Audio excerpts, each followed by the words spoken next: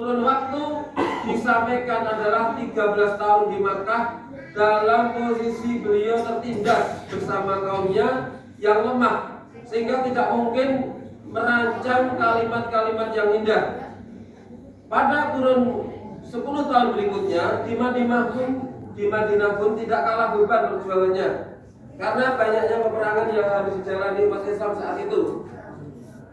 Sungguh mustahil masih sempat berpikir tentang rekayasa kalimat-kalimat yang begitu tersusun rapi.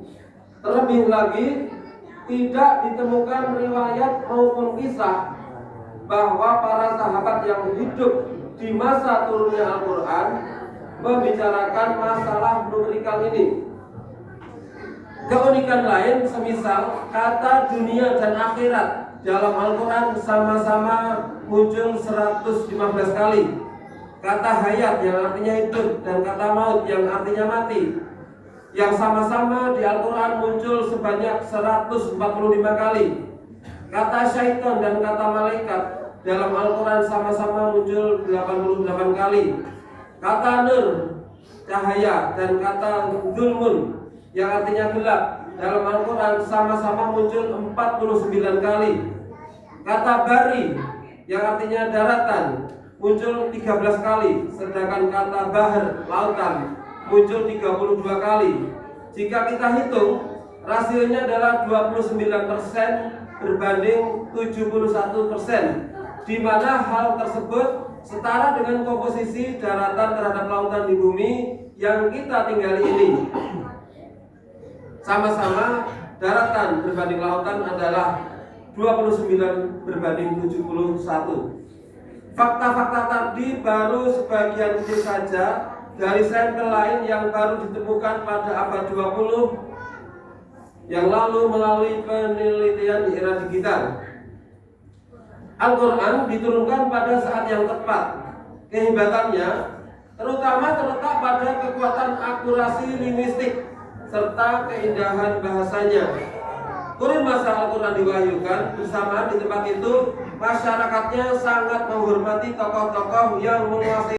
Masa turunnya Al-Quran, bangsa Arab terutama di wilayah Makkah ada suatu tempat yang disebut Pasar Sastra Ukas. Lokasi itu tempat berkumpul masyarakat yang sangat menjunjung tinggi kefasihan bahasa. Kedudukan seorang penyair bisa setara media massa sekaligus tokoh opini publik. Satu syair yang indah bisa mengangkat martabat kabilah, sedangkan apabila dianggap buruk akan menghancurkan martabat kabilah itu.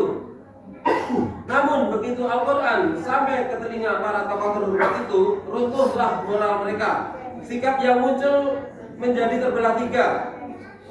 Kelompok satu adalah kelompok yang jujur dan rendah hati, yang dengan sukarela menerima kebenaran Al-Quran sehingga siap disingkirkan oleh masyarakat yang dulu loyal kepadanya saat masih jahiliyah. Kelompok kedua adalah kelompok yang mengingkari hati nuraninya sehingga dengan berbagai cara berusaha melawannya.